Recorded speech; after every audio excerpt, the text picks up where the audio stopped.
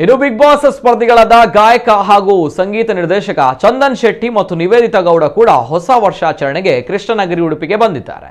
ಇಲ್ಲಿನ ಮಲ್ಪೆ ಬೀಚ್ ಅಲ್ಲಿ ಹೊಸ ವರ್ಷದ ಆಚರಣೆ ಮಾಡಲು ಮತ್ತು ಕರಾವಳಿಯ ಸ್ವಾದಿಷ್ಟ ಖಾದ್ಯ ಸೇವಿಸಲು ಉಡುಪಿಗೆ ಬಂದಿದ್ದೇನೆ ಎಂದು ದಂಪತಿ ಪ್ರತಿಕ್ರಿಯಿಸಿದ್ದಾರೆ.